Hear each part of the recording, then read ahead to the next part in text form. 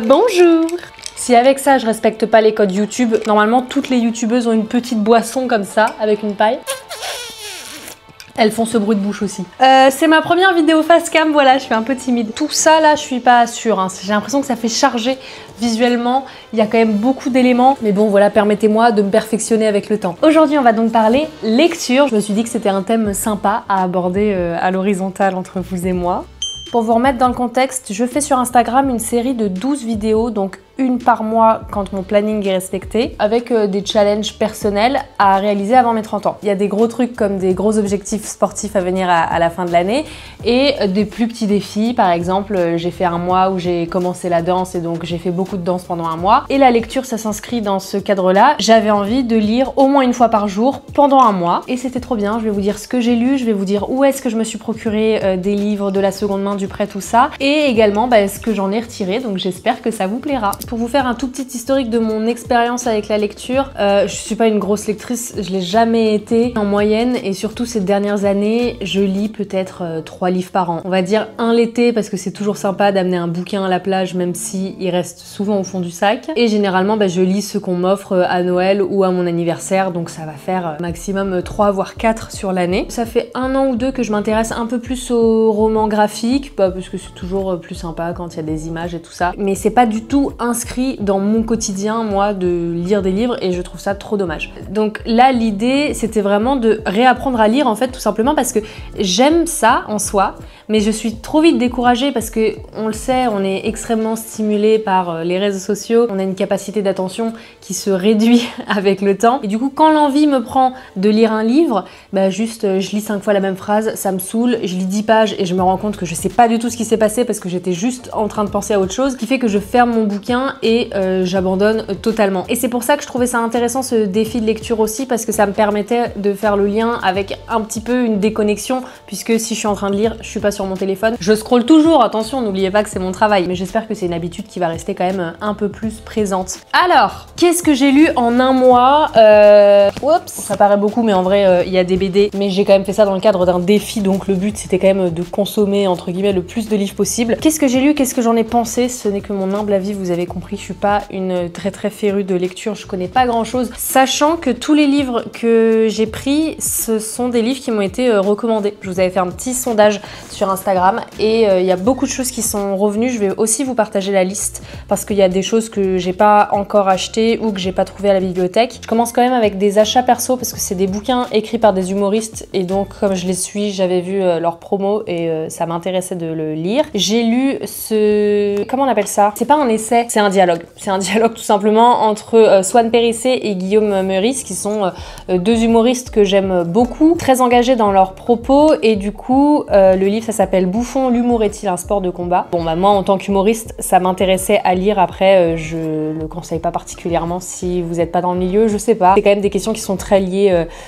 au métier, le fait d'avoir une responsabilité par rapport aux blagues qu'on fait. Ils répondent à des phrases type on peut plus rien dire, est-ce qu'on peut rire, en gros de tout. Et mine de rien, c'est un peu le bouquin qui m'a permis de me replonger dans la lecture sans que ce soit trop... il n'y a pas d'histoire à suivre, c'est juste un dialogue. J'ai bien aimé lire ça pour me remettre un peu dans le bain. Ensuite, deuxième bouquin d'une humoriste, mais ça pour le coup je le conseille à tout le monde, vous n'avez pas besoin du tout d'être dans l'humour ou quoi pour lire son livre, c'est Que jeunesse se passe de Mao Drama. J'ai trop aimé ce livre, j'ai trop aimé son écriture. J'ai eu un peu peur juste en lisant la 4e de couverture parce qu'en fait, elle fait le récit dedans de toutes ces grosses soirées, de ces excès, de la drogue, de l'alcool, et je m'identifie pas du tout dans cet univers-là. Je partais un peu en me disant que ça me plairait pas. Ça n'a pas du tout été le cas. Vraiment, j'ai adoré son histoire. En fait, je l'ai suivi comme si c'était un personnage de fiction. C'était super. Ensuite, dans ce qui m'a été recommandé, j'ai le classique Bonjour Tristesse de Françoise Sagan. C'est pareil, c'est un petit bouquin, donc c'est bien pour démarrer, mais c'est une écriture assez, un peu plus compliquée parce que c'est plus vieux. C'est écrit au passé simple, je crois.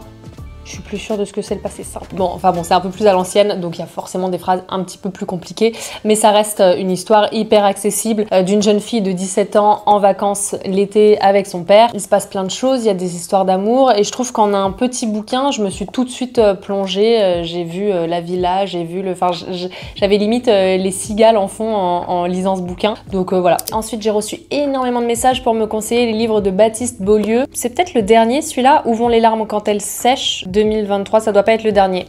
Bon, bref, en tout cas, vous m'avez beaucoup recommandé celui-là. J'ai mis du temps à rentrer dedans parce que je suis pas trop fan de l'écriture. C'est marrant parce que c'est aussi une écriture qui est très parlée, mais que je trouve différente de celle de Mao Drama. Voilà, après, c'est juste un petit goût personnel, mais finalement, ça se lit bien. Alors, c'est l'histoire d'un médecin généraliste qui raconte les histoires de ses patients. Donc, il y a plein de sujets qui sont abordés. Il y a du féminisme, il y a de l'homosexualité, il y a du racisme, c'est hyper intéressant. Et ce qui est intéressant aussi, c'est que c'est un médecin, du coup, qui n'arrive plus à pleurer. Il est face à tous les malheurs de ses patients, mais lui, il a plus trop d'humanité. J'ai trouvé ça intéressant d'être de l'autre côté avec la vision du médecin. C'est un très beau livre. Ensuite, on m'a recommandé encore un livre d'humoriste, Bien sûr que les poissons ont froid, de Fanny Ruet. Je suis très contente de l'avoir lu parce que j'adore son podcast Les gens qui doutent. J'adore parce qu'elle reçoit beaucoup d'humoristes. Ça m'intéresse forcément, mais de manière générale, plein d'artistes. Et ils parlent tous justement de ce qu'on voit pas trop, donc du doute, de leurs difficultés, et ça me permet de beaucoup relativiser. Son livre, du coup, c'est un roman, ça se lit aussi très facilement. En plus, c'est des petites... les pages sont pas très grandes. Derrière, ils disent que ça parle de dépression, de rencontres amoureuses sur les réseaux sociaux, de crise existentielle et d'alcoolisme mondain. Yes, on est vraiment sur une thématique générale.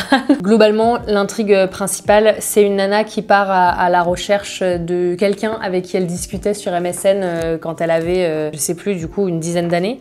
Non, 15 ans. Donc on peut pas mal s'identifier à cette époque où on discutait des fois avec des gens qu'on connaissait même pas, les débuts d'internet, entre guillemets. J'ai l'impression d'avoir 50 ans en disant ça, mais bref, on discutait avec des gens qu'on connaissait pas. C'est très quotidien comme bouquin, enfin ça se lit comme une histoire comme ça. Donc voilà, c'était très chouette. Je me rends compte que je suis super nulle pour faire des retours sur les trucs.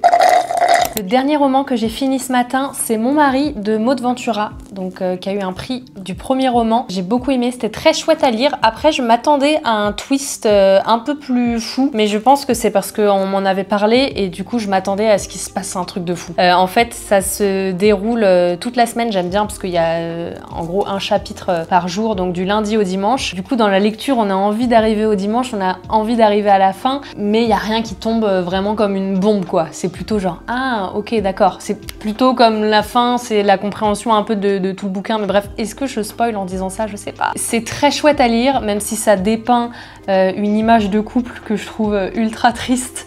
Mais bref, c'est une nana qui est très amoureuse, obsessionnelle même de son mari. Il y a beaucoup de situations un peu comiques dans lesquelles on peut se retrouver du genre ah ouais là en fait il m'a pas tenu la main donc il m'aime plus. Enfin, il y a plein de trucs que j'ai trouvé trop marrant à lire parce qu'on peut s'identifier. C'est quand même très bien, je vous le conseille si vous cherchez un truc qui se lit bien cet été. Je termine rapidement avec les BD, pareil, que vous m'aviez conseillé. Je suis allée à la bibliothèque pour ça parce que c'est assez cher hein, d'acheter des BD, surtout quand on sait pas si on va vraiment aimer. Vous m'avez énormément conseillé les BD de Myrion Maille. Alors moi j'ai pris la seule qui était dispo dans ma bibliothèque, mais du coup ça m'a donné envie d'en lire d'autres. C'est comme ça que je disparais, c'est sur la dépression. Voilà, tout simplement. J'aime beaucoup les dessins. Et petit détail, mais qui est très chouette, ça se passe à Montréal. Du coup, il y a plein de tournures de phrases québécoises et c'est assez marrant. Enfin, tout de suite, ça donne une autre dimension de lire des tournures de phrases québécoises. Et elle n'est pas québécoise. Elle est de Charente-Maritime, mais elle vit à Montréal. Je sais pas si toutes ces BD sont comme ça, mais en tout cas, moi, j'ai beaucoup aimé ce détail-là. Vous avez été je ne sais combien à me conseiller Minuit passé de Gaël Guénillet. J'écorche les noms, je crois. C'est très beau.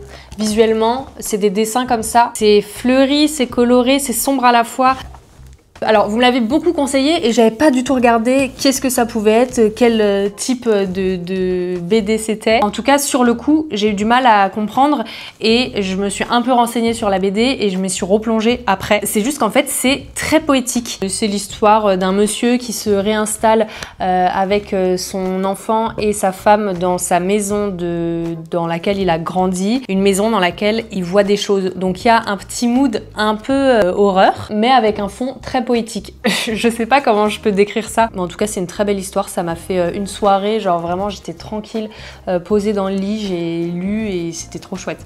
J'ai qu'une critique à la bouche, c'était trop chouette. Je vais m'améliorer, je vous jure. À force de lire, je vais affiner un petit peu mon esprit critique et j'aurai d'autres mots. Et après j'ai pris un peu au hasard ces 2 BD à la bibliothèque, parce que j'étais captée par la couverture. Alors ça c'était hyper intéressant. Le mot en A, une histoire mondiale de l'avortement. C'est une BD très pédago, hein. Il y a même des pages où c'est juste tout bonnement comment on fait un enfant, comment ça fonctionne l'avortement, enfin voilà. Ça se veut être très informatif, mais moi j'ai appris énormément de choses. Ouais, et ben j'ai appris qu'il y a une association qui se balade dans les eaux internationales pour pratiquer des avortements dans les eaux internationales. Elles vont récupérer des nanas dans des pays dans lesquels l'avortement est pas autorisé, voire très lourdement sanctionné, et elles les font avorter dans les eaux internationales. Je trouve ça fou. Enfin voilà, il y a pas mal de trucs comme ça sur l'histoire et tout. Ça permet aussi de se rappeler que c'est pas acquis pour tout le monde. Donc ça, c'était plutôt pour un aspect éducatif que pour du divertissement, mais c'était très chouette à lire aussi. C'est chouette. Et enfin, petite grande, alors pareil, je l'ai pris un peu à l'arrache. Derrière, c'était juste écrit Lauriane fouille le passé, du traumatisme vécu lors de son année de CP à l'entrée de sa propre fille à l'école. Elle nous emmène avec rage et humour dans les coulisses d'un silence et de ses conséquences. Je pensais pas que ce serait si deep, on va dire. Est-ce que ça spoil si je vous dis tout... J'ai pas envie de vous spoiler parce que même si c'est au début, c'est quand même le principe de la BD. Mais effectivement, c'est sur un trauma d'enfance, comment évoluer avec ça, comment ne pas le retranscrire sur son enfant. Très belle histoire, enfin dure, mais très intéressant. Voilà, j'ai lu tout ça moi genre. Ah ouais, je suis trop culturée en fait. Alors, pour vous faire un dernier petit point sur où se procurer des livres. Évidemment, vous pouvez aller les acheter neufs. C'est toujours mieux dans des petites librairies indépendantes. Il y a toujours des super conseils qui sont donnés par les libraires sur place. Moi, là, j'ai acheté du coup dans ma petite librairie de quartier ces deux-là. On va pas se mentir, la durée de vie du livre, on passe quelques heures dessus, puis après, ça finit dans une bibliothèque. Bon, bref, ça coûte quand même aussi relativement cher. Donc, j'ai cherché plusieurs options pour se procurer des livres. Alors, je suis allée à Paris dans plein de grandes enseignes de livres de seconde main, notamment Book Off, où on trouve des livres à 1 €, à 2 €, à 3 €. C'est très chouette quand on sait pas ce qu'on veut. Parce qu'en fait, le problème, c'est que c'est immense, même rangé par style, par ordre alphabétique d'auteur et tout. J'ai eu beaucoup de mal à trouver ce que je voulais. C'est aussi compliqué si on veut quelque chose qui est assez récent dans les sorties. Allez-y si vous cherchez des classiques, si vous avez juste envie de flâner comme dans une librairie et de vous laisser porter par une couverture ou quoi. Donc j'ai cherché des livres de seconde main, mais plutôt en ligne. Et là, j'ai découvert le site de fou. Ça s'appelle La Bourse aux livres. Et j'ai acheté énormément de livres là-dessus pour 30 €. Bah attendez, je vais vous dire, c'est simple. J'ai acheté tout ça, sachant que c'est des bouquins qui à chaque fois coûtent 19. J'ai acheté un Joël Dicker 23 €, 10 €, enfin bref, voilà, c'est vite rentabilisé. Et en fait, j'ai beaucoup aimé ce site parce qu'il y a plusieurs états de livres disponibles. Par exemple, le livre de Fanny Ruet, la couverture, elle est un peu abîmée. On sent qu'il y a un café qui a coulé dessus ou quoi. Enfin, en plus, je m'en fous. Et ça a dû me coûter 3-4 € quoi. Donc, ce que j'aime sur les sites de seconde main, c'est que le référencement, il est hyper facile. Enfin, il suffit de taper le bouquin qu'on veut dans la barre de recherche, donc c'est un gain de temps de fou. Et il y avait honnêtement toute la petite fiche que je m'étais fait de bouquins, tous les livres que je vous ai présentés en fait, je les ai achetés sur ce site en seconde main. Et je me suis aussi acheté, que vous m'avez recommandé mais que j'ai pas encore lu, l'essai de Salomé Saké, donc Résister. Ensuite on m'avait conseillé Conversation entre amis de Sally Rooney. On m'a conseillé le livre La Louisiane. J'ai trop hâte de lire, c'est un peu plus conséquent. Et j'ai pris un Joël Dicker, j'en ai lu un, je sais même plus lequel, parce que moi aussi mon problème c'est que je lis des trucs et en fait je m'en souviens plus. J'ai lu, mais si, j'ai lu l'histoire Harry Kébert. Et j'ai pris celui-ci, Un animal sauvage, je crois que c'est celui de l'année dernière, enfin en tout cas c'est pas celui qui vient de sortir là. Et je vais lire celui-ci et puis j'irai peut-être à la bibliothèque pour chercher l'autre. Donc ce site vraiment, La Bourse aux livres, pépite. Après évidemment brocante à fond. Dans les brocantes en fait on trouve souvent les mêmes types de livres, soit des livres très anciens, ou les trucs un peu scolaires, les Hugo, les Camus, les Molière, ou les trucs un peu plus faciles, genre les Musso, les Lévy et tout ça. C'est pas du tout péjoratif hein, mais c'est juste que c'est des livres qui tournent beaucoup. Les boîtes à livres aussi évidemment, des fois on trouve des trucs sympas. Et je me suis noté un autre truc. Bah oui, la bibliothèque. Non mais révélation, la bibliothèque. En fait, c'est un truc de fou parce que on y va quand on est petit, après plus du tout. Et je pense quand on redevient parent, bah du coup on y va parce que les livres pour enfants, voilà, ça se consomme bien. Et c'est à Noël dernier où je vais chez ma mère et j'ai trouvé ça trop mignon. Avant qu'on arrive, elle avait fait un panier de plein de bouquins et de plein de BD qu'elle était allée chercher à la bibliothèque pour la semaine de vacances qu'on venait passer chez elle. Et en revenant à Paris, je me suis dit il faut absolument que je me refasse une bibliothèque, mais vous connaissez un peu la phobie administrative. Moi je me suis dit ouais mais comment on fait une carte et tout. Mais ça dure 2 minutes. Genre, je suis entrée à la bibliothèque, j'ai donné ma pièce d'identité, je remplis un formulaire avec mon nom, mon adresse, et c'est tout. J'ai ma carte, quoi. J'ai une carte de bibliothèque. Pardon, mais à l'approche de la trentaine, avoir une carte de bibliothèque, c'est slay, en fait. Si vous n'avez pas de carte de bibliothèque, vous attendez quoi? C'est fou de pas avoir de carte de bibliothèque en 2025. En plus, c'est pareil, du coup, sur les sites de bibliothèque, il y a une base de données. Tu peux taper le livre que tu veux, tu peux voir où est-ce qu'il est dispo, ça t'évite de te déplacer, d'aller peut-être dans une autre bibliothèque où c'est dispo. Donc moi, j'ai encore une liste de livres qu'on m'avait recommandés. Et donc, petit à petit, je regarde s'ils sont dispo quand j'y vais. Je peux aussi les réserver sur le site, mais c'est le futur. Donc c'est ce que je vous disais, surtout pour les BD, les romans graphiques, quand un bouquin il coûte plus de 25 €, qu'on va le lire en 2 heures, allez, parce qu'une BD ça se lit quand même assez rapidement. Ce n'est pas un regret fou de ne pas les avoir en ma possession. Voilà pour ça, namasté. Je pense que j'ai beaucoup trop parlé. Si je devais faire un mini bilan du coup de ce mois de lecture, le fait est que j'ai pas vraiment lu tous les jours comme je le voulais. Dans ma tête c'était ok, le matin tu fais une demi-heure de lecture et le soir tu lis tatata. En fait ça se passe jamais comme ça. Déjà bon bah parce que j'habite en couple, donc en fait il y a des soirs où j'ai envie de lire mais finalement on se mate un petit film. Enfin c'est compliqué d'être à deux et tous les soirs de dire à mon gars écoute je vais dans la chambre lire mon bouquin. Et de toute façon plus tard j'ai pas forcément envie de lire tous les soirs, mais l'idée c'était de me remettre à lire. Super bilan en tout cas par rapport à la réduction de mon téléphone. Je suis pas sevrée et puis de toute façon je veux dire c'est mon outil de travail donc je continue à l'utiliser quotidiennement. Mais en tout cas ça m'a fait beaucoup de bien d'intégrer ça. C'était très intéressant de lire plus et en tout cas je sais que je suis motivée à continuer dans ma lancée. De toute façon là c'est l'été donc forcément on a envie de lire sur la plage, de lire au parc, de lire en terrasse.